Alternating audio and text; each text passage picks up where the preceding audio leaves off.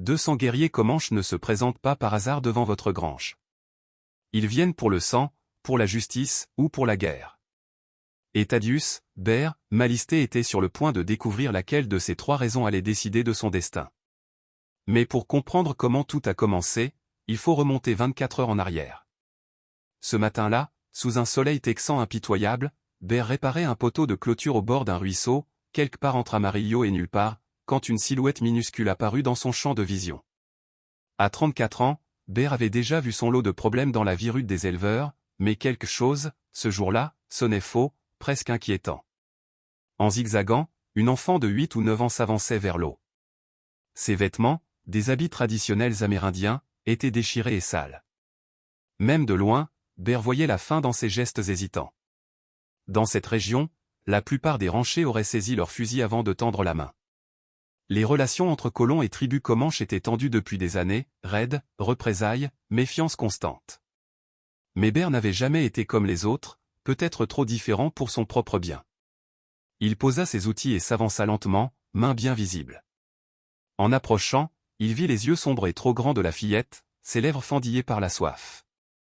Elle dit quelques mots rapides en comanche, incompréhensibles pour lui, mais son geste vers sa bouche puis vers le ruisseau ne laissait aucun doute, elle mourait de faim. Bear pensa à ce que diraient ses voisins s'ils le voyaient aider une enfant comanche. Il pensa aux tensions récentes. Il pensa au choix, intelligent, celui qui le garderait en sécurité. Puis il croisa à nouveau ce regard désespéré. Et décida.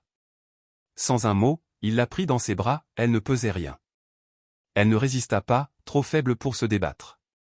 Dans la petite cabane de bois, il la déposa doucement sur la seule chaise et s'activa à préparer de quoi manger, un reste de ragoût encore chaud et du pain frais. L'odeur sembla lui rendre un peu de vie.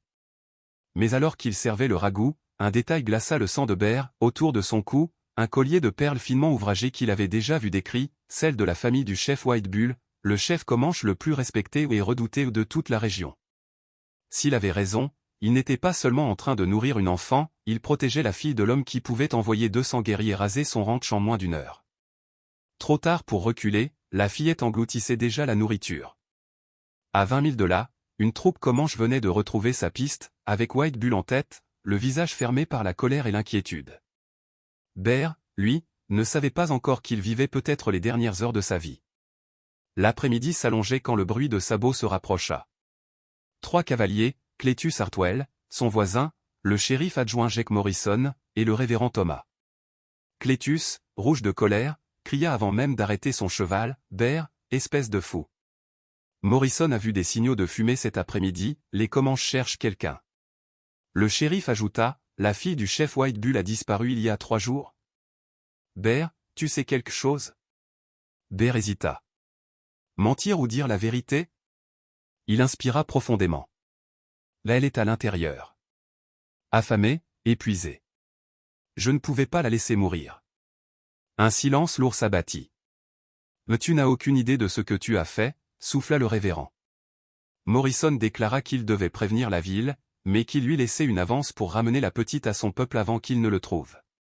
Bear pensa à voyager de nuit, trop dangereux.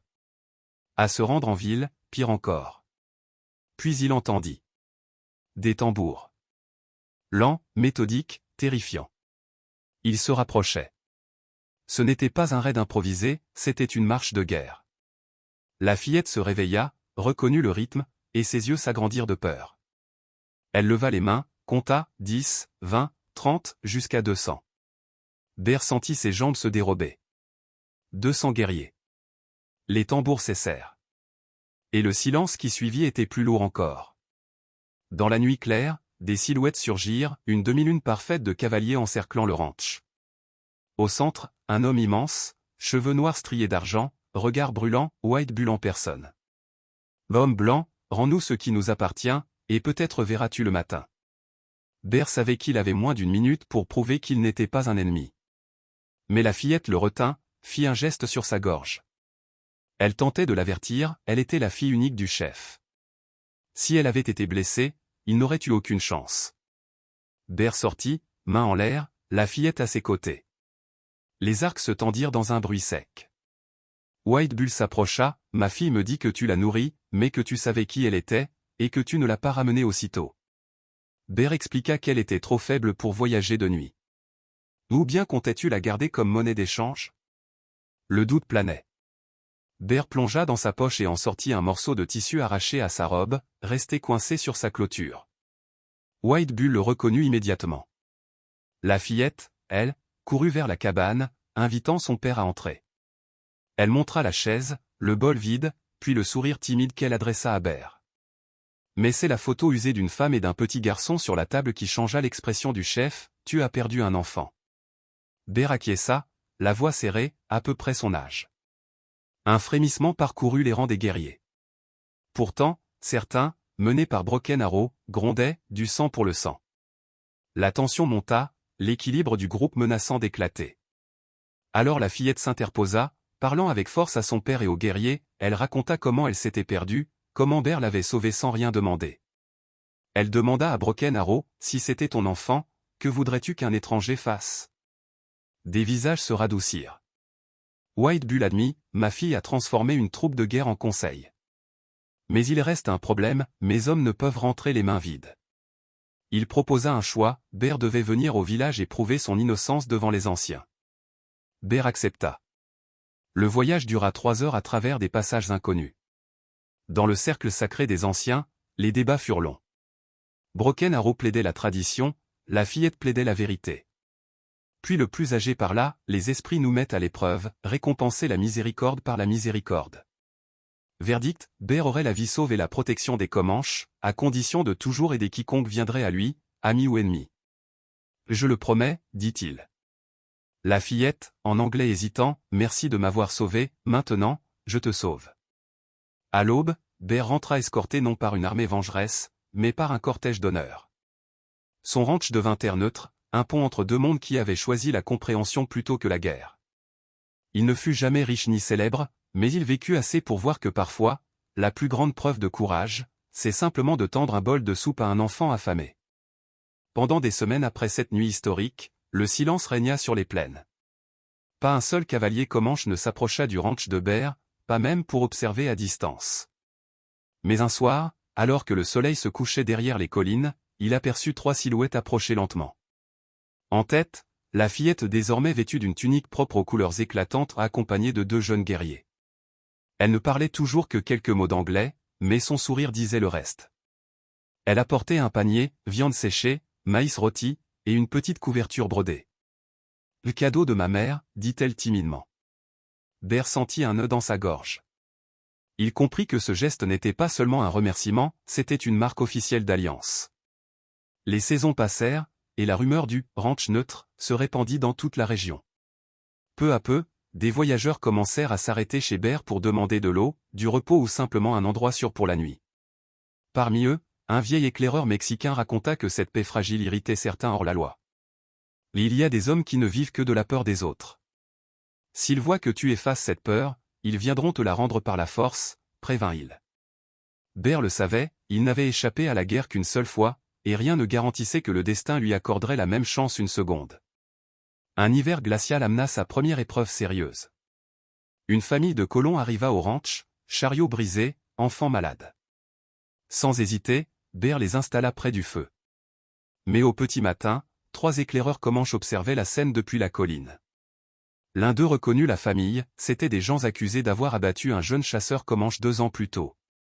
La tension monta immédiatement. Les guerriers exigèrent que Ber leur livre la famille.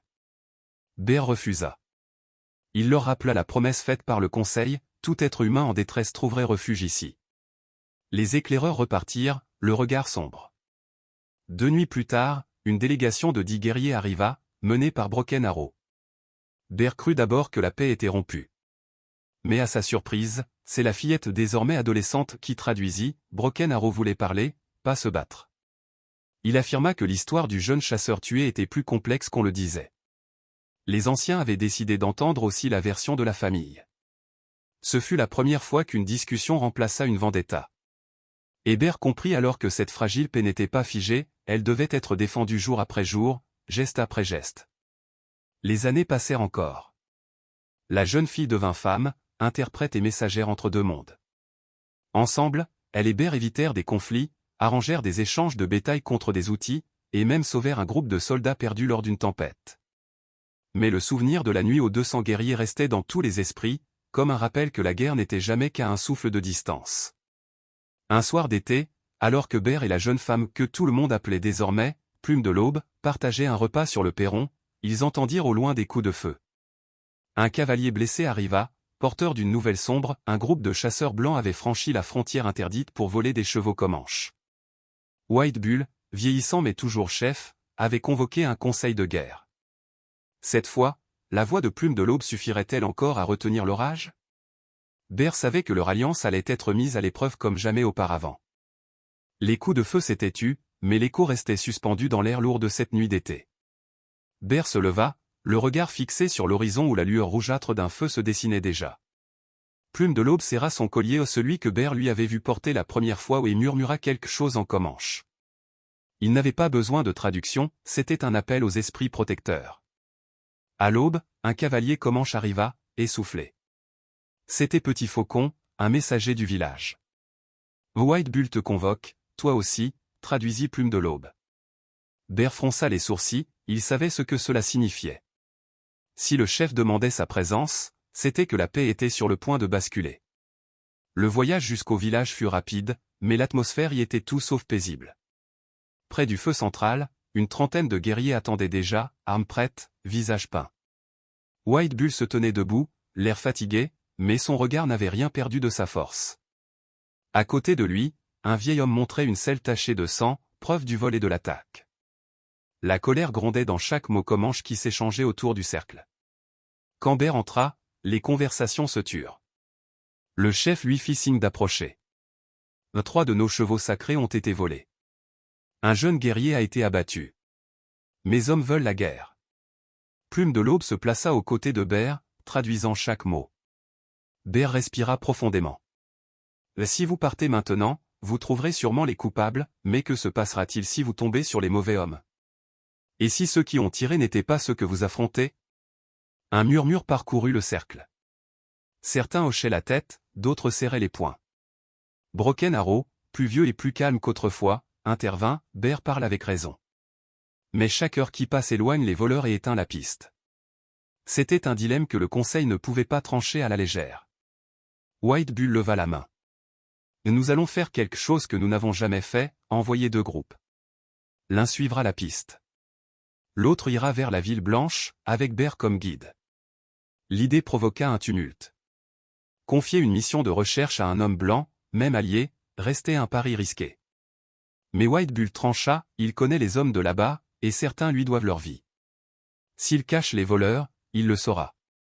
Bert comprit qu'il venait d'accepter, sans l'avoir dit, de marcher au milieu d'une poudrière. Ils partirent au crépuscule. Bert, Plume de l'Aube et 5 guerriers chevauchèrent vers la ville la plus proche. Chaque pas des chevaux semblait peser d'un silence tendu. À mi-chemin, ils tombèrent sur une scène troublante, un campement abandonné, encore tiède, avec des traces de sang et 3 empreintes de sabots ferrés au signe que les voleurs étaient bien des blancs. Mais à côté, dans la poussière, une empreinte de mocassin. Bert et Plume échangèrent un regard inquiet. Cela pouvait signifier 2 choses, un guerrier comanche trahissant son peuple, ou un piège destiné à faire éclater la paix. Lorsqu'ils arrivèrent à la ville, Bert remarqua immédiatement le changement d'atmosphère, volets fermés, rue déserte, regard méfiant derrière les rideaux. Un vieil ami, le forgeron Sam Carter, vint à sa rencontre à la hâte. Bert, tu devrais repartir. Il y a des hommes ici qui veulent te voir mort, et pas seulement toi. Ils parlent de Comanche, de vengeance, de reprendre les terres. Sam jeta un coup d'œil aux guerriers derrière Bert. Et s'ils vous voient ensemble, tout va brûler. Plume de l'Aube s'approcha, posant la main sur l'épaule de Bert, si nous repartons maintenant, ils penseront que nous avons peur. Si nous restons. Elle ne termina pas sa phrase, mais Bert comprit, rester, c'était jouer avec l'étincelle au-dessus d'un baril de poudre. Au même moment, un bruit sec déchira le silence, le verrou d'un fusil qu'on arme. Sur la terrasse du saloon, 3 hommes armés les fixaient, le visage dur. L'un d'eux lança, on ne sert pas les sauvages ici, et encore moins ceux qui les protègent. Les mains se posèrent sur les crosses, les regards devinrent des lames. Bert sentit son cœur battre plus vite. La frontière fragile entre la paix et la guerre venait de disparaître sous ses pieds.